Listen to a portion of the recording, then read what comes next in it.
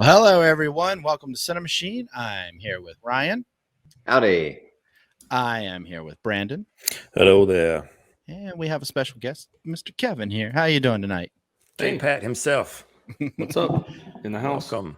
In his ease. So tonight we're going to be reviewing Dune 2021, part 1, of course. Kevin's smarter than all of us. He read the books. So he's going to come from that angle as well as the movie angle. He's fresh out of the movie theater from seeing it. So, yeah. Is this your maiden voyage on CiNEMAChine? It is, yeah. Okay. No Cape Cast, no nothing. All right, cool. Yeah. All right.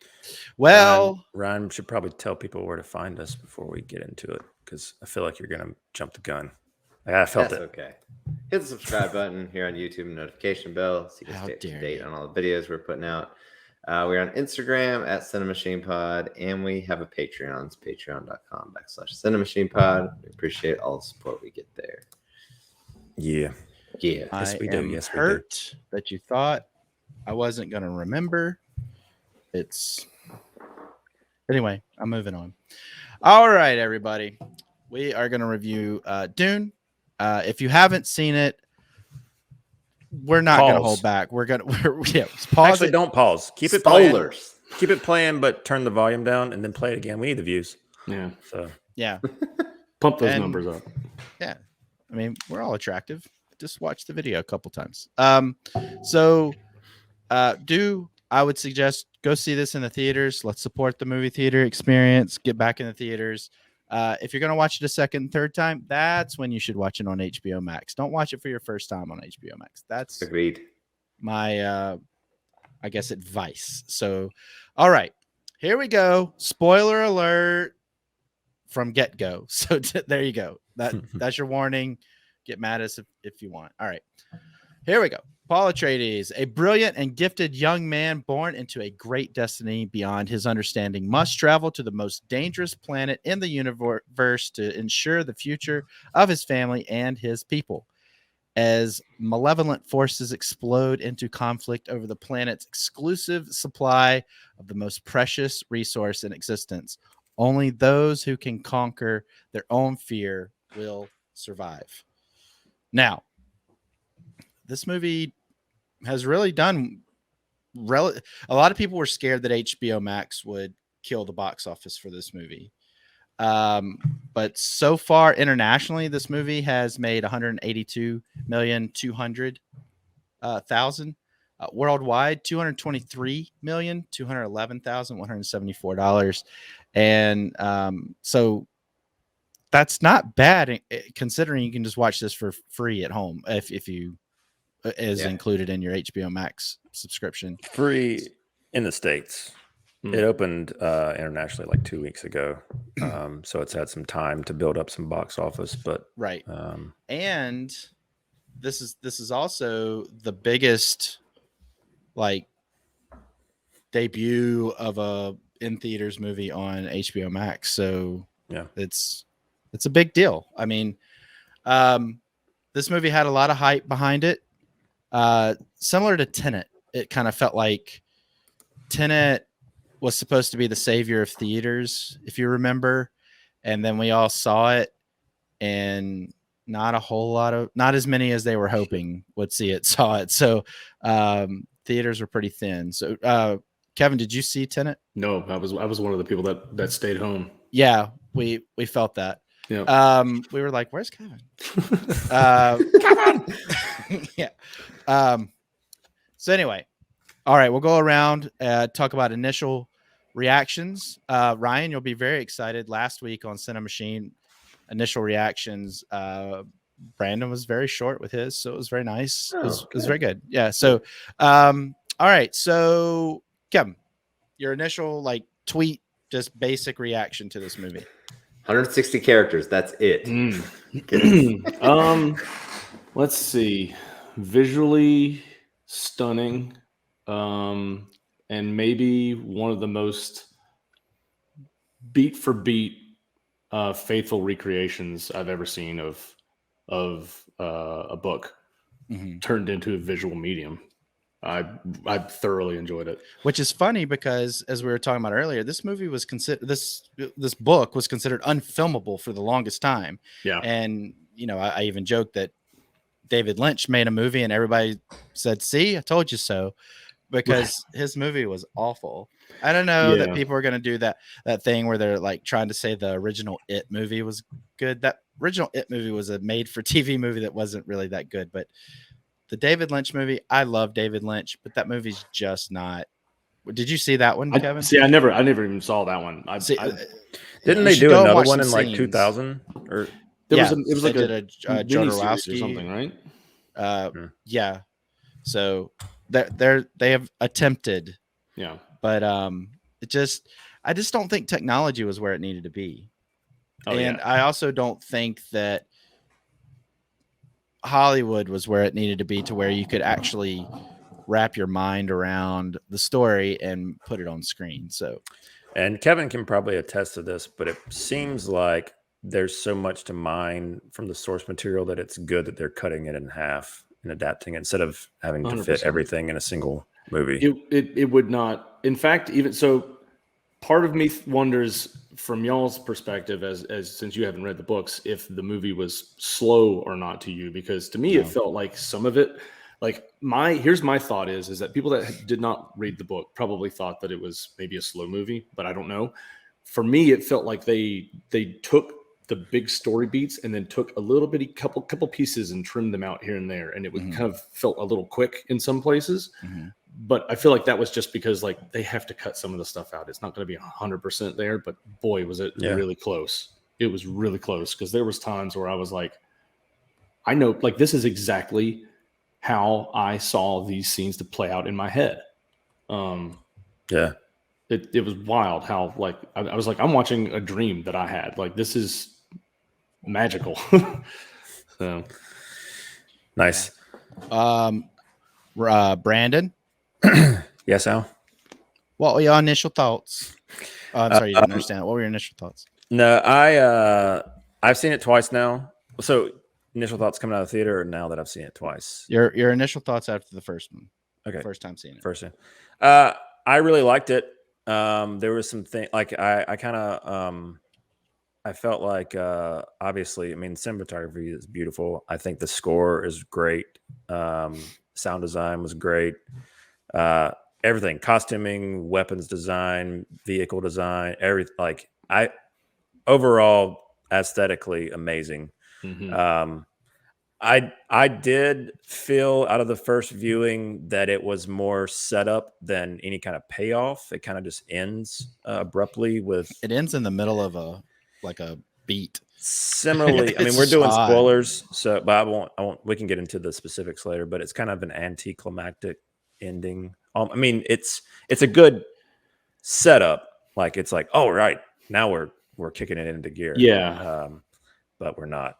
I was curious if you guys. So from the book perspective, this was 100% where I thought that they were going to end the first movie. Yeah, because it's literally like the story beat where his life previously has ended and his new life is beginning. So like that was the moment where I was like, that's probably where they're going to drop it off at. Yeah. But for y'all, I wonder if it was just like, I went and just got more popcorn. Like I was ready to get going some more. Like why did we stop there? Like, so.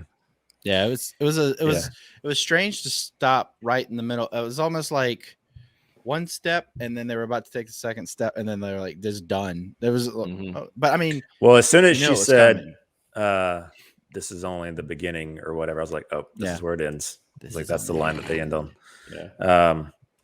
But not to say that it negated anything, or I wasn't like let down. I was pumped up. I'm like I feel like this is a great, like if this was a series, this is an amazing pilot for the rest of the series. You know, like. It'd be a long pilot, but yeah. And I kind of almost wished it were a series just to take the time, because I feel like there's probably a lot of more character development and a lot more they could get into with all this world building. That's like some of the most interesting things about this movie is this world that everybody is living in and all these different factions of people. And anyway, I'm getting a little long-winded. I'll come back. See y'all next week on CiNEMACHiNE. So, Ryan, your initial thoughts? Well, guys, I have found my new love. This is like move over Star Wars for me. I've watched it 4 times already, and I am halfway through the 4 book. times. Yep. Hey, How did you find time to watch it 4 times? I made time, baby. Good watch it Lord. 4 times and read half of the book. Yeah. Jeez. So hang on. Dude, Did I you am watch? in love with this. Did you only watch one time in the theater? Yeah. And then the rest? Okay. On HBO Max, yeah. Okay. Um, So you're like one of those 176 million households that's just blowing up HBO Yeah. Max. Okay. Yeah. So, Their servers are just like on fire. There's somebody in there. Just like, yeah, they're like, we've got the Christmas file. not again. It's like that scene in Christmas Vacation where all the lights go out and they have to like power them back up. yeah. Yeah. This movie was freaking magic for me. I have not. The only bad thing I have to say about this movie is the one scene where it's the vision of Paul in the Fremen like battle garb, and that just we get a little bit of like floating yeah. face thing. The, Yeah. the bad CG there. I thought they were other going to than fix that, that. I had nothing bad to say about this movie, and this book is amazing. I am in love with it. I'm gonna read another 50 pages before I go to sleep tonight, probably. And then yeah. sleep warm. So I liked it a little bit. Yeah, a little bit. He's wearing Dune underoos right now. Right. So he's excited. Yeah, my initial reaction, I like this movie a whole lot. I was engaged the entire movie. This movie felt like had the same enthusiasm from me while I was watching it as Pan's Labyrinth did for the first time. Pan's Labyrinth, I literally sat up on the edge of my seat. I didn't necessarily do that physically, but mentally I was on the edge of my seat. If your feet were up, it would have been kind of awkward to do that. Yeah. We went to the Dolby Theater, I saw Dolby as well. and David, who went with myself and Brandon, we were both like, oh my gosh, I need earplugs in here. It's just so loud. And it's just like way too, I'm like, so the theater experience was just a little bit just preference, but it still didn't mess up this movie. This movie was great. The care that was put into every technical aspect of this movie is amazing. I was eager to talk about this movie as soon as we got out. And the first thing I said was, this is a mature Star Wars. This is what people have been wanting, and what all the folks that are still swinging around lightsabers at the age of 50, I think this is what they were hoping the new Star Wars may have been. So very excited. I will say that Johnny Eyebrows and Raisinhead really took me out of the movie a little bit, but other than that, I like this movie a lot. I don't know. I haven't felt What's this his way name? leaving a Momoa? movie since Momoa? Lord of the Rings. Jason Momoa. Mimosa. He knows his name. Johnny Momoa. Johnny Eyebrows. He I don't know. He's the same character in every single thing he does, and I don't like that one character. So that's what took me out of the movie. What's interesting is that he is perfect that for this character role. in the book. Perfect for this role. Yeah, he's absurd. That's it. Like, he is that character. He is like Duncan Idaho as a character is pretty much just like Paul's like badass big brother. Yeah. Like, he's awesome. Like, and he has this like swagger, and it's weird. He is typecast. I think it's for just sure. him. I think it's just him. I don't care for if he him. had so many other roles that are similar to that, then this would It seems be like oh my every God. movie he has to say, all right, bro, or something like that. This is like every single movie he has one of those lines, and in that same voice. Kevin, so, I don't know. Al doesn't like bros. I know that we should just go. He's probably going to say, make some sort of comment like that later on, continually every time we talk about Duncan Idaho. Mm-hmm. Anybody with muscles or that's got a cool look to them, Oh, Al does man. not like them Gotcha. at all. Yeah. Yeah, you just gotta live with it. It's just the way it is. Is Al looking for a drop right now? Yeah. No, I thought Brandon was gonna do the "Why are you the way that you are?" So Why are you the way that you are? there we go. I don't know. Anyway, No, that's I will say that I think this is probably Momoa's best role so far. I agree. that's saying a lot. And I mean, he's had he is a little one note, but he plays A that little. Rebecca Fergusson crushed it in this movie. She's my favorite part of Crushed this it. movie. As good as everybody Another one. else. Great. As good as Great casting. Chalamet and Oscar Isaac and oh man, who wasn't Sarsgaard. Shoot, I always forget their last name. Stellan. Yeah, Stellan Sarsgaard. Are you sure that wasn't Bert Kreischer? I'm guessing they're gonna make that joke on one of their shows, but yeah, Bert Kreisler. yeah. I will agree with you though. I mean, I'm not gonna take jabs at his physical appearance, calling him raisin head, but I can't stand Batista in anything. And his acting is just I really wish that people would stop trying to make Batista a thing in Hollywood in terms of roles, but I get why. I mean, he's got a physical presence, so I get why and Denise worked with him before, and I didn't mind him in 2049, but In he the also book, was only they in it for 3 literally minutes. have him like the Baron describes him as just like a mindless beast. He's Like just that's a meathead that likes to just kill people. I was David Bautista. Kevin and I were talking earlier today after he got out of the movie, and that moment when they pulled their forces back from Arrakis, and he's talking with Baron, and he just has this like weird like burst of outrage randomly, is just so it just comes out of nowhere, and it's like you can just see Batista, like the acting, it's like it just seems, I don't know, it doesn't seem organic. This is It the seems scene like where I he's trying really hard. yell. They brought Yeah, me in to and yell it's so weird. now. It's just really weirdly staged. So he pulled me out of it in that moment, but he's not in it a ton. But see, how you feel about him is exactly how I feel about Momoa. I don't get it. Well, I just think that he's a better actor. I don't think I'm not saying he's the all. greatest actor, but I think he has charisma, and I think he can at least pull off a lot of the stuff that Batista lacks in his utility belt in terms of acting. I mean, I think he has. That's why I call him Johnny Eyebrows. I mean, and it's got distinct eyebrows. That's what I'm saying. I think that's part of it. He is that one character, but he has a beard for part of the movie, and then he doesn't have a beard.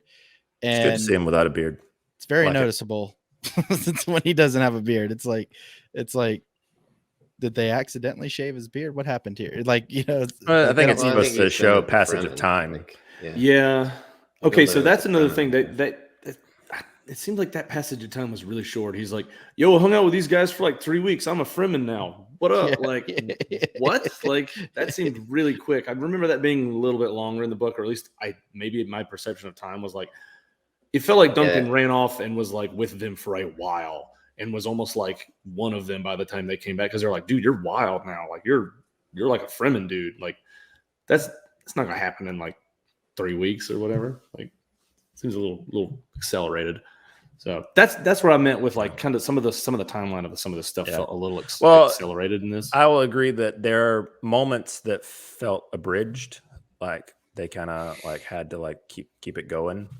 And I think David mentioned this when we came out, that he didn't feel like there was a lot of time for like big character moments. Like it was like kind of, you got little tidbits throughout, and except for like, I mean, Paul is, I guess, the main character, and but because of all, like, there's a lot of heavy lifting that had to be done in this movie with all the different, the different factions of people, and the all the world building, and the spice, and the Bene Gesserits, and like all this stuff, the empire, and the it's and the sandworms and The Bene Gesserits are just like vinyls. are they not, is that is Bene Gesserit plural? I don't know. I know the word though. You should be impressed. Being that I've only just seen the movie. Go down to the Kroger's. Not everybody's Benny Kroger's. There we go. Me and Al on the same page right now. I don't like the Benny Gesserits that we get over at Kroger's. It's not as good as the one at Publix is. Yeah, Publix is. All right, Kevin, I invited you on here. I like when people call Chipotle like Chipotle. Chipotle's. Yeah, I know a guy that owned a Southwestern Tex-Mex, Yes, you did. and he like an entire franchise, and he called it Chipotle. And he and his whole family did. Chipotle. Sorry, That was what you see. Wow. yeah. Oh, Chipotle. the English language is butchered in our neck of the woods. So, The Bene Gesserits. let's talk about some of just the design in this movie. I really thought like the design of the ships, the design of just, if you want to call them castles or just living quarters.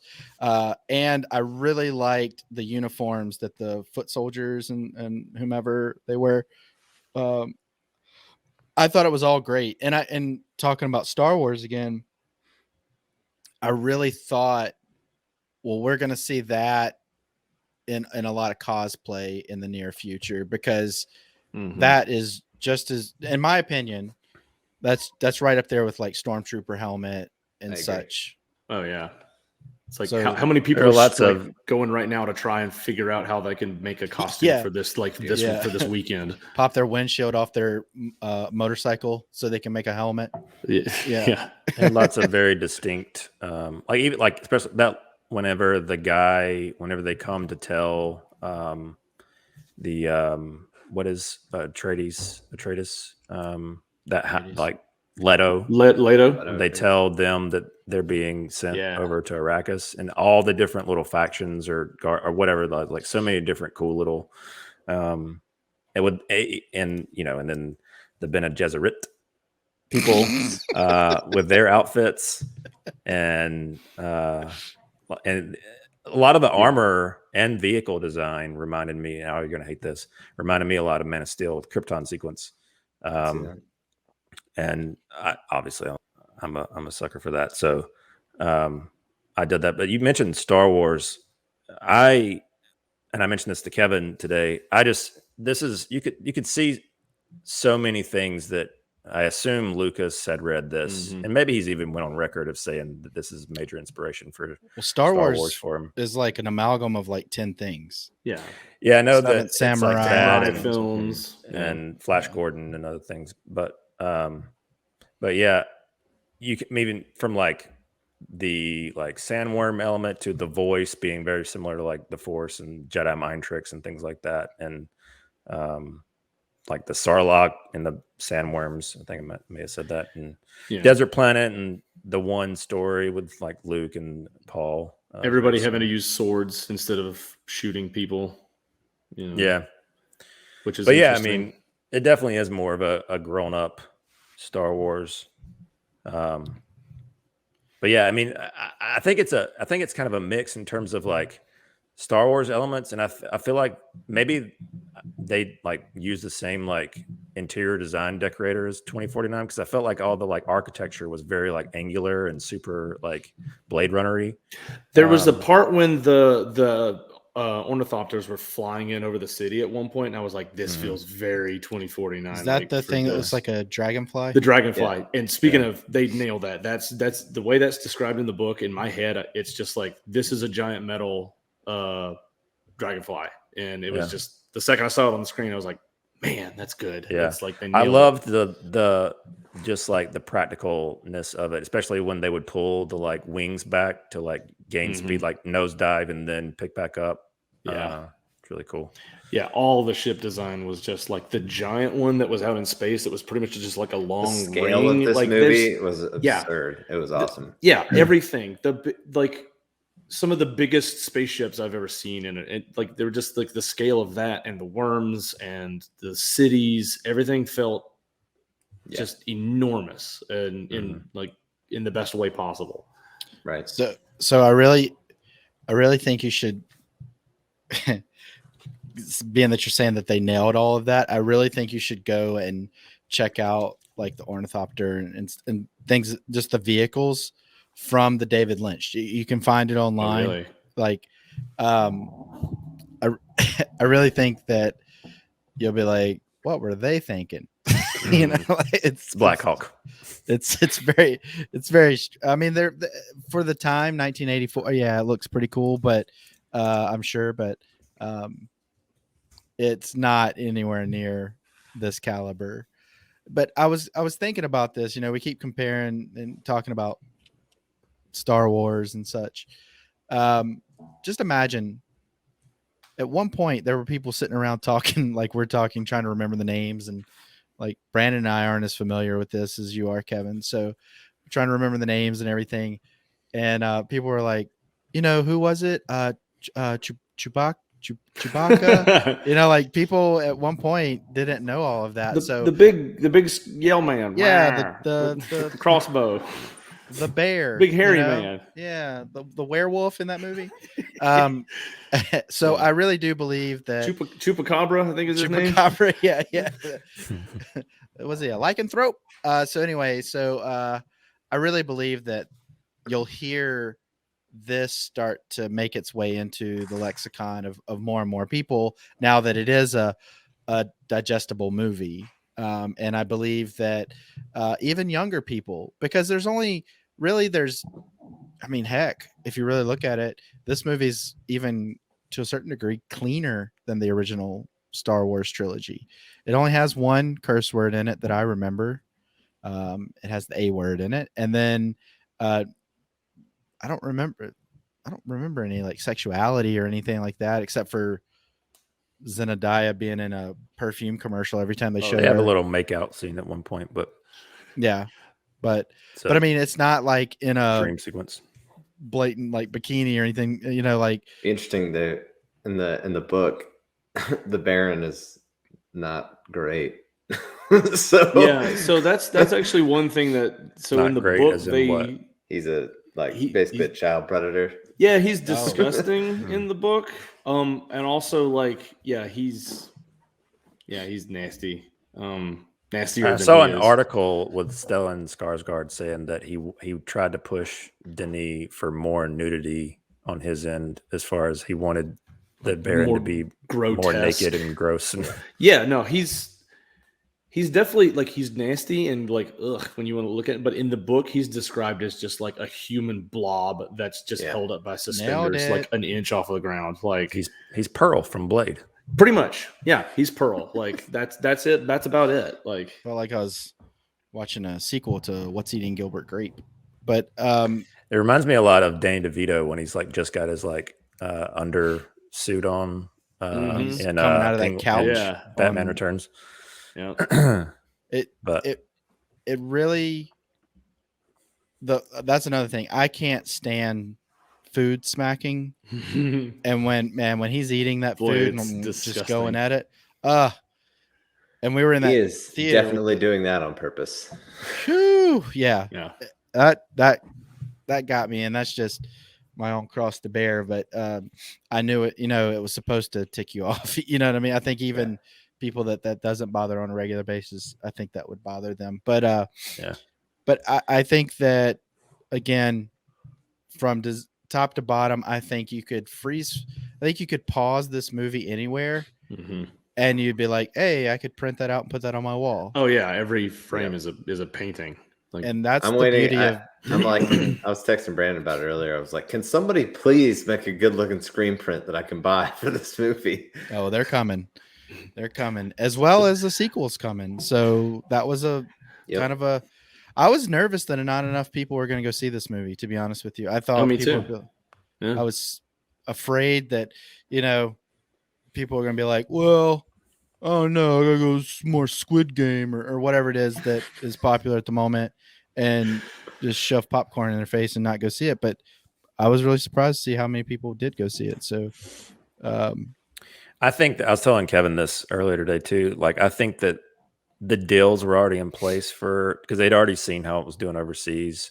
Yeah. And I'm sure that they kind of timed this announcement for the sequel being greenlit as of course, as a promotional thing to kind of push people like, hey, there's a number 2 coming, go out and see it. And there were actors slipping up in interviews before that too, saying, and then I'm going to shoot Dune, and everybody's like, what? And then, But yeah, I mean, I agree with you though. I mean, I was really nervous that hang on.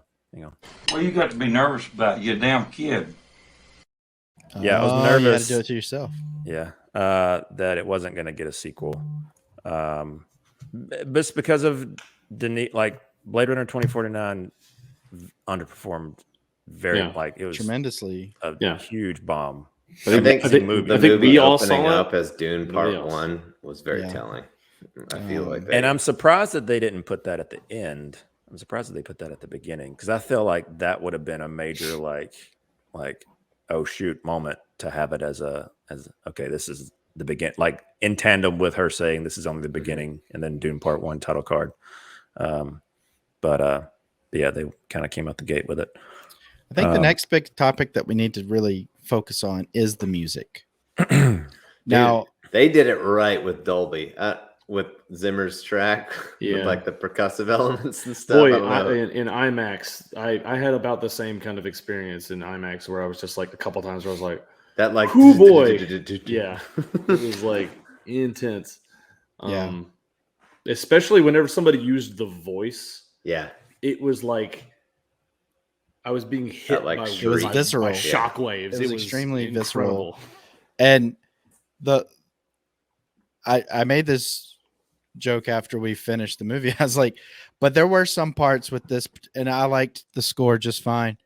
But there were parts of it where I was like thinking Lion King, like I kept thinking about that. and I want to see somebody put that over the scenes from Dune. I think that would be hilarious, because and it was kind of like a joke inside my head, but I kept thinking it, and then I was like, what if it's the same person doing that? Because when we went and saw Hans Zimmer in concert, which was all of us, Kevin and I were on our own little date over there while everybody else was on a date. So Right. we're just like, guess we'll hang out. Yeah. So, Bros. bros. So anyway, I don't know if anybody else had that, but I still thought it was a good I score. mean, I I'm think not there's saying the score was bad. it's Zimmer. He did both, so there is that connection. And any kind of percussive, like tribal type feel, you could draw connotations with that, like very well. I guess it's a male in Lion King and it's a female in this, with that whatever the motif that they keep bringing back. Mm-hmm. I love the like didgeridoo stuff that they had in there. Yeah. Especially like at the Harkonnen. You're talking about the Sardaukar planet. Is that that's the Harkonnen people, right? Yeah. So Harkonnens are like a different faction. So the Sardaukar are the Emperor's like elite troopers, essentially. They agree to give them troops to help. Right. So part of the difference there is that like the second that all of the Atreides people saw that oh my God, there's Sardaukar in here, they all knew, oh, the Emperor has sided with the Harkonnens, so we're screwed here. But that aside, I know the part that you're talking about, that's the Sardaukar planet is essentially like a hell planet, a prison planet, where all these people are just trained, and like the weird throat singing that the guy up the top was doing, I was getting goosebumps that whole scene, because I was like, God, these guys are so evil. It's awesome. I love this. The styling of that. Like this movie rules. Like the dude's upside down, like being bled. I was like, is this an Iron Maiden like album? Like, what is this? This is reminds me awesome. of there's this like death metal band that I don't know what is it like Wiccan or something where they do this like didgeridoo like way of singing. There was a video game, Kevin, you might know. There was a video game that had a trailer. It's a PS5 video game. I don't think it's out yet, but this band did the intro for it. Anyway, I'll have to look it up, but it has that exact same vibe to it in terms of the vocals. It's like this very like that kind of stuff. Anytime that Sound was like Sling was Blade. Mustard and biscuits. That's just Billy Bob Thornton's heavy metal band. Maybe it was Carl Childers reprising his role. So if you remember, Zimmer didn't do Tenet, right? So he could do this. He wanted to focus on this because this was one of his favorite books and everything. So he's coming back for the sequel. Yeah, nice. Oddly enough, he picked the right movie to get the notoriety because Tenet didn't do as well as we spoke about earlier. But I don't know. I thought that his music was perfectly suited. I don't know of any like it would have been odd for them to try to just have like a regular string kind of arrangement for this. So I really did like it. You wouldn't want a John Williams score for this. Definitely one more mature. And I am glad that they didn't try to cutesy like this movie up. They didn't try to make it for a child audience. They went straight for the adult audience. I wouldn't even say that this movie, I would say teenagers would probably enjoy this movie for the most part, but I don't think they went for that audience. I think they deliberately said, let's treat this with the right, Denis Villeneuve is, I think he's outside of Quentin Tarantino for big movies. I would say that he's probably the best filmmaker in Hollywood right now. I don't know. He's leaps and bounds ahead of everybody. He hasn't missed at all for me. Me neither. And I could easily say that I have a special place in my list for Prisoners. That's probably still my favorite. Yeah, that's one of those movies that like I feel like I recommend that to somebody like once a month. Yeah, it's so good. And I remember when I was searching for Prisoners on Blu-ray, 4K, whatever, I just was like, I want to have it because I wanted to see it with my movie club. I remember I was in Dollar General and they were just like, hey, $2, here you go. And I just happened to see it off to the side on a little like spinner rack. And it was like $2, like so that movie doesn't get the respect that I think it deserves until like film nerds like us get involved. But I do think this movie will bring more people to his audience, to his movies. Enemy is another great movie of his. And if you really get into the headiness of that movie, that movie is so bleak. And it really is where he started this kind of muddied kind of tone where he brought it into 2049. Now, if we talk about Arrival, that movie is fine. It is what it is. I'm not a big Renner fan, and I'm not the biggest Amy Adams guy, but that movie is what it is. But he said that he did that movie in 2049 really to teach himself how to do this movie. So this is his big to do. This is like his, I guess, passion project. Yeah, and some of the quotes about him talking about like feeling like a little kid putting this movie together, like it's pretty cool. You can tell he's invested. And you could tell it was a labor of love. You could honestly tell that this was a labor of love. So I am looking forward to seeing this plenty more times. My nephew is excited to see it, so we're gonna go see it at Thanksgiving. It's one of those movies, and I've seen it twice now, that improves upon rewatch. At least it did for me. And I watched it with subtitles. It's improved each time I've watched it through my 4 times. So let's talk about it. Aren't they making a show on like a mini series or whatever? Huh? On the Bene Gesserits. Yeah. So, are you guys one? I am not a universe guy. I've said this plenty of times. I'm not a build a universe guy.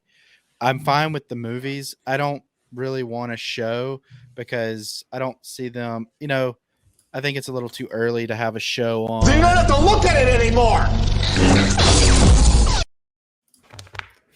Sorry, I say bring it on. Give me more of this now. I just feel like you just wear stuff out. Like that's the beauty of kind of. I think that was one of the more interesting, like, elements of the world building in this story was the Bene Gesserit. So yeah, what's interesting there is that if they're going to be spinning this off, they're going to kind of get into I'm putting my nerd hat on even harder.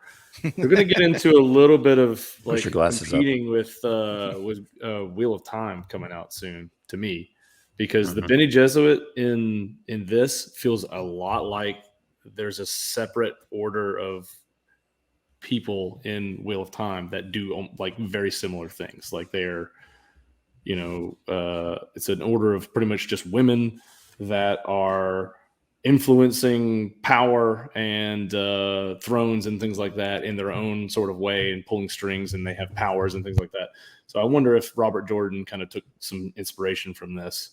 So that'll be interesting if they kind of come out around the same time. I don't know if they will, but I don't know at what point the spin-off. It's in development, so there hasn't been anything else beside, so it could not even happen. But I really did enjoy like that whole element with them being like this underground behind the scenes, pulling strings politically, and having some sort of like preaching this message about this Messiah that's coming, and then the whole like Jessica being a part of them and being kind of a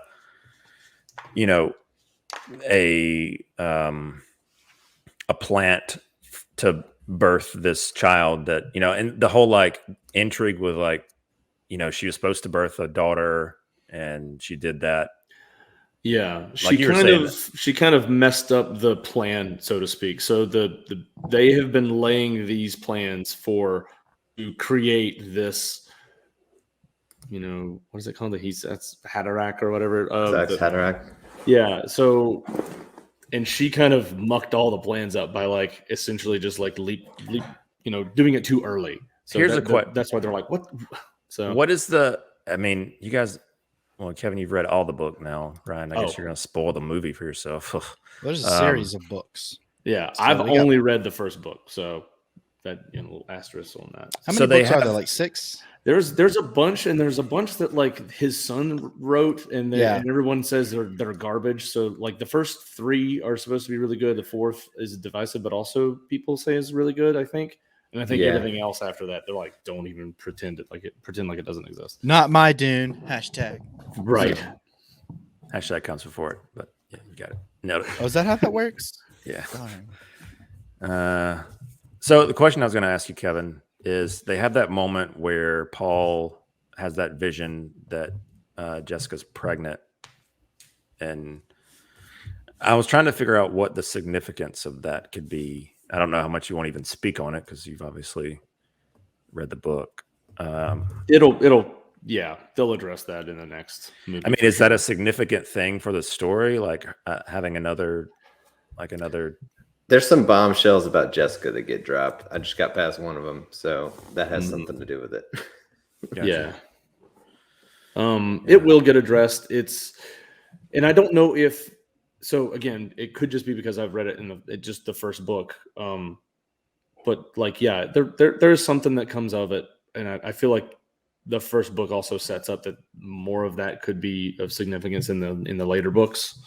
Mm-hmm. So it might be like maybe not super important. I don't know. It just seemed really like that vision. She's got like her face is all tattooed up and like like super distressed looking. Not that she's pretty distressed most of the movie. Yeah, she's very distressed, which is interesting because like, and I know it's a change of medium, but like she's she's pretty reserved in the book. She has a lot of internal monologue and a lot of internal struggles and like weak points in her own self. But she like never breaks character. She is always seen as this like super powerful, like everyone. I don't know if they play that up enough in this, but like people consider Bene Gesserit as like witches. Like they're almost like vilified, and they're like, oh my God, you have a Bene Gesserit. Ugh, like they're almost like seen as like this like disgusting, mistrustful thing because people know how manipulative they are. And I didn't get a sense of that too much in this book. But like the change of the medium, they had to make her show a lot more emotion in this, and I thought it was one of the things that I liked a lot was she always seemed to have those like mental breakdowns by herself, and or like the time when she was walking through the hallway and she's like shaking and like crying, but then by the time that she gets to the door, she's back she's got her mask up, she's gotten it all under control. And I thought that was an interesting way of showing whenever she's singing litany, she's in her own space. If those weren't digital tears that were dropping, man, hats off to her for that acting, because she was doing a great job. It's interesting you mentioned her. As I'm reading this book, the character that seems the most different to me is actually Leto. He like in the book he's a lot more flawed than to the point where also he's even like mistrustful and kind of cold in times. So it's interesting. Another thing, I don't even know if they even mentioned the word mentat in the movie at all. So did you guys even get the significance of mentats at all from like being just like, so I didn't until the book. So I don't know what that is. Futhir, I'm butchering his name. Hawat. His name he's the guy when they're standing up and his eyes flip back and he calculates the cost. That guy. So those guys are essentially just giant walking human computers in this. So I heard somebody mention that because and they also mentioned that they've like outlawed AI. They have outlawed AI because there was everything just got dark on me. Oh God, he's about to get murdered. You said they outlawed AI and all my lights turned off. This is no. That was amazing. Michael Myers' mask is about to show up behind him. Ooh. Anyway, AI, right? So so there was like a war that happened between like humans and AI to the point where they destroyed all AI. So it's like outlawed now. So humans take place of computers essentially in this world. To the point where also they sort of mention it a little bit, but the whole reason, and I don't know if they expounded or like really hit on this too much, was the whole reason that spice is so sought after and so expensive is literal space. Space travel can't exist without it. And they don't really go into the specifics of why, but maybe they'll hit on it more in the next movie. But I guess for now, all you need to know is they have to have spice or space travel, and all life and all of the empire like just doesn't exist anymore. It's not rocket fuel or anything like that. It's literally used for space travel for navigation purposes. So it feels like they didn't really like. I guess they kind of.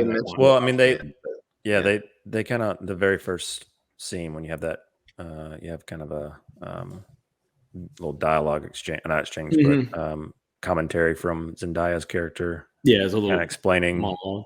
Yeah, a monologue. Exactly. That's the word. Yeah. Words. But yeah. No, I mean that whole part of it. I was kind of curious with the guy that had the that was doing the calculations and his eyes. Yeah, because that only comes up one time and then it never happens again. Because they don't even talk about. So the other guy that's kind of pulling the strings, I think his name is Peter de Vries. He is the Harkonnen version of that guy. So every one of the big houses have these mentats, and they're almost too powerful because That's the David Dismochin guy. Yeah. That's his character. The guy that had like weird eyebrows or like no eyebrows or something. Thing So on those guys are they're essentially just like playing giant space chess with each other at all times. They're rulers like the Baron and Leto. Like they're all afraid of like not having one of them. Yeah, like they're afraid of Mentats, but they're also more afraid of not having one because the other guy is going to have a Mentat and he's going to kill you because you don't have one. He's going to outmaneuver you. So little fingers. pretty much, yeah, exactly. They're Littlefinger space wizards. That's it. That's what they should have called them. Yeah, Littlefinger space wizards. yeah, that's it. Uh, But yeah, I feel like they could have talked about them a little bit more to kind of flesh that out a bit. But because Howat is a pretty big character in the remainder of the book. Yeah. mm-hmm. It's interesting thinking about this movie, like on the whole, as far as like set pieces and actions. There's not like a lot. Some of the action is in dream sequences, like the moment you were talking about that kind of took you out with the little CG face thing. I'm trying. That's kind of the like. It's a very like. It's a lot of dialogue heavy, political drama type stuff. Lots of world building. There's not a like sequence besides like the sequence where they're trying to get the people out of the mining tank or whatever. I guess that's one of the bigger ones, and then I guess the escape. But it's interesting. That's why I feel like it kind of ends a little anticlimactic. With this fight between Paul and a character that we just meet that's not like an overarching villain that, so there's not a lot of stakes there besides, just that Paul is our hero and we don't want him to die. There is the intrigue of him being in the visions though. Which is strange. Yeah. Well, not everything that he sees is accurate. Yeah, right. I was I wanting to got ask that. you guys about He that. kind of mentions that. Yeah, I wanted to ask you guys about your sort of interpretation of how all of his. So for me, kind of knowing what direction the visions are kind of like taking him, and that what was any of that confusing to y'all? Like being like, okay, what are we seeing? Are we seeing like multiple futures, or are we? The seeing only confusing part to me was when he gets on land in Arrakis after the sandworm leaves, after he has that face off the sandworm, and he sees Duncan. They don't present it like a vision. They present it like he sees these people over here. And I was like confused for a second that there was another Duncan or a twin or some sort of like, it didn't have that orange glow on it. It was the second time they had shown that specific like Duncan vision, and it was almost like it was like, hey, you remember this? He was like up here. It's like, what? That's why, because then when they turn the corner and then people just kind of start popping up, I'm like, I guess visually it didn't seem like it was intended to be a flashback. It seemed like it was like, because all the other flashback sequence, they have these like hard cuts and like you kind of however they film it, they look like they film it to where you can kind of see it from his point of view, like you could see him dealing with seeing these visions, and that time it just didn't seem like I'm sure that it was intended to be a vision, but it was confusing to me. First time that was confusing to me too, because the first time was definitely him seeing the vision, and then the second time you see it, I think it was to be like him recalling the vision, right? But it was presented in a strange way, because I was like, what are we? Just wasn't clear. Yeah, I'm with you on that. As somebody that hasn't, read the books, and because one of the things that's like in the book, it's definitely at that point in where we're at in the story, Paul is dealing with some crazy stuff. Like he's becoming more and more influenced by the spice. So the spice keeps getting into his diet, is in his water, he's breathing it in, and it is like turning the knob up on his like third eye, like being able to see the past, present, and future at all times. So he is like freaking out in the book, and they do a pretty good job of it for this. But like that sequence in the tent with him and his mom in the tent, that was great. That was super. That's intense. His best moment in the entire. Yeah, and both of them really, especially when he finally uses the voice, like it's chilling. Yo, for sure. Yeah. That part that was a pivotal moment in the book too. So it was good to see them pull that off. But it's, he's kind of at where his like visions are happening now as he's at a billion different like access points where they did all of his his job. choices spiderweb off into infinite possibilities. So they do an awesome job of pulling like quotes from the source material that are like really impactful when you're reading and dropping them in to the movie really seamlessly. Yeah. Well, I was watching like it. Sorry, go ahead. No, you're good. Go ahead. I was just gonna say, when I was watching it on HBO Max, I had subtitles on. So anytime there was like this, like the little whispering, or like they would have these like words that were of the culture or whatever in the movie, I would just Google them to see what it actually meant, because they all had some sort of meaning. Sorry, what were you gonna say?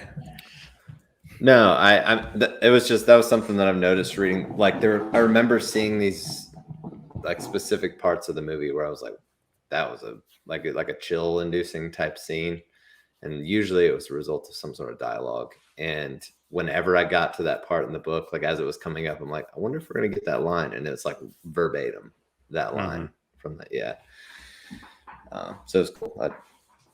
There's a lot of respect paid to the source material in this. Yeah. And I'm sure there was a lot of like stuff that they were like, God, I wish we could get this in here, but for just time. Like I would love to see a director's cut of this, and it just be like 3.5 hours long. Like just give me even more. I just want to watch. There's been a couple images that pop up of stuff that's been that got cut. Hasn't he said though that this is his director's cut? Yeah, I think he said that publicly. Interesting. Okay. I'm sure you'll see what hit the cutting room floor. I'm sure they will come up with as many versions as it takes for them to get money out of this movie. They will kick this pig until it's totally dead for sure. Because like we said, it's Al's back. Welcome back, Al. ultimately the new Star Wars. So they're just gonna that's what I'm nervous about. I think they're gonna do. Well, you got to be nervous about you damn kid. Well, if you stop playing that video, I'll tell you. So I think that they're gonna, like the mini series. They're gonna have the toys and everything. They're gonna have all of that, and they're gonna try to do the Star Wars thing with this. And I don't think that is going to work for this particular audience. I think some people will buy it. All the memorabilia and everything, but I don't think kids are going to be playing with Dune toys. Well, I know you will. I'll play with Dune toys, and I'm 30. Yeah, so I mean, but that's what I'm saying. I don't foresee them getting a lot of dollars out of that side of the market. So they're going to have to continue to, as I said, kick the pig, because with video, like with actual content, because they have to sit there and milk it. I just don't like when Hollywood does that. I get business, I get all of that, but if they would I don't know, make better stuff, which this is one of the upper echelon of Hollywood. If they would continue to make things like this that were better, and they put better models together, they wouldn't have to continuously just drain the fun out of something. I think Denis Villeneuve, he's even like, yeah, it's awesome, October 20th 2023, that's when part 2 comes out. He's like, well, now we have to make it. It's like there's a lot. He's like, luckily there's a lot that's already done with the creation of the CG and everything. They have a lot of that part done, the style and everything. That's a lot of it. But he's like, he wants to actually make something that's crafted. And usually in these sequel types, this is when the fat cats get involved, and they go in there and they push stuff. So, hey, get it out there. We just need money. Just get it out there. And that's my opinion. That's why most sequels are bad. So I do get a little bit, I don't know, antsy. Okay. Oh, okay. I don't think they're going to push him around on this. I think there are a few I hope not. directors that have carte blanche, and I think that he's one of them. He's, and as far as like, I think he said in an interview recently that they have a lot of the legwork is done, like you were saying. I mean, digital assets and things like that, but they've been in pre-production on that, and so they're just kind of waiting for the green light to hit the road. So, yeah, I think he said that good. 2020. I think he said fall of 2022 is when they would start filming. At the earliest. And some of the casting has already been done because I'm assuming there's a lot of new characters that are going to play because some of the characters in this one are not around anymore. So yeah. I was reading some comments on Reddit, people that have not seen or read the book or anything, and were just like, geez, like I'm surprised that they were just like doming people like left and right. Like there's people actually dying in this movie. Like good, like hats off to them. I was like, yeah, this series goes some places. Yeah, I appreciate the fact that, like I said, they didn't Disney-fy it. I know it's not Disney, but I'm just saying it's not cutesy where they're trying to get dollars in a certain market. They're just like, we're going to tell the story, and I can only imagine what those meetings were like, to where he had to fight for that, because they're like, well, Star Wars, we're going to change out Pauline, and we're gonna we're gonna follow that Star Wars model, and I can guarantee that he had to fight and because he thought his career was over after Blade Runner 2049. He thought it was over. He thought, okay, it's been fun. There was a bomb. I had a bomb. They trusted me with all this money, and that was what was surprising for me, that they gave him the reins to do another huge block, big budget sci-fi action movie,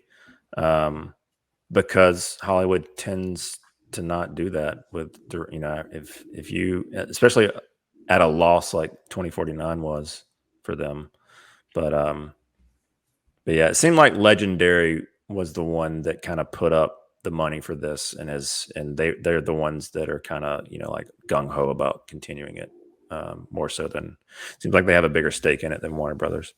But yeah, I'm excited for it. And like I said, the way this movie ends, it's like if we didn't get a part 2, it would be such a bummer, because I it's would be so mad. So mad.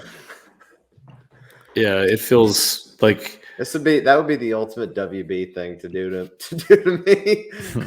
Yeah, it feels like we watched like four episodes of like a really awesome new show, and then if they didn't, like, they're like, no, that's it, that's all we got. They would be like, oh, what? Come on. Yeah. And I mean, and I know this is like a matter of living in a bubble when it comes to movies, but we kind of had that like reservation going into it, because it's not a movie that they filmed it back to back as far as part 1, part 2. So there was that, that sense that this might not continue. If it doesn't do well, like it doesn't matter how good it is, it's got to do at least well enough to warrant the sequel. And because they hadn't filmed it, it was like, going into it, like, is this going to be off or not? Like, are we going to be so like, kind of, left out to dry at the end of this, if it doesn't do well? But thankfully it has done pretty well. And they also said ahead of time that it really, they were also paying attention to HBO Max numbers. So, well, I do have some news. It's not really news. It's just a quote. Sequel's canceled.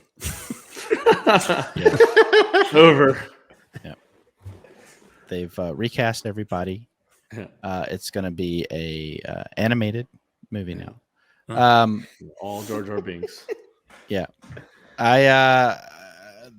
Denis Villeneuve was asked earlier this year, in earlier October 6th, if he would ever be interested in directing a superhero movie. And he said the only character I would ever do would be Batman. And he said, but it would have to be the Arkham Asylum or something like that. I have a feeling that's never going to happen. But I have a feeling it's definitely Brandon's going to start the groundswell. I just don't think that's his thing. I think like how some people just stay away from that and go a different route. And similar to, I mean, you couldn't imagine, it would be fun to imagine, but couldn't imagine Quentin Tarantino doing a big property like that because he's got so much original content. But I mean, honestly, this is a big property for Villeneuve. Like I wouldn't have expected. I mean, after Blade Runner, I could. It's more, but before Blade Runner, thinking about Prisoners and Sicario. Can you imagine what he would make Gotham look like? Yeah.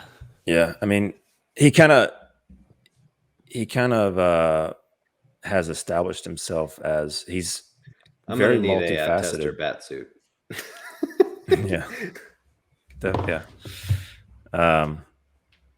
But yeah, I'll show up for anything he does. He wants to make a third. He mentioned this week that he envisions this as a 3-movie thing. Yeah. Well, I mean, they can really make as many movies as they want. I mean, like Kevin was saying earlier, the 3 books that people actually adore. Is Messiah the second one? I honestly don't know the chronological I'm asking order. the readers. I don't remember actually. I just know the first like 3 to 4 are good. And I have not moved past those. I bought them for my nephew. And so he's excited. And so I told him I saw this the other night and he is like just chomp. So we would always go see the Star Wars movies after Christmas, day after Christmas. And so now that that's kind of over, we kind of hate that tradition died. So we're trying to find something to fill that void. And this feels like it's going to scratch that itch very nicely.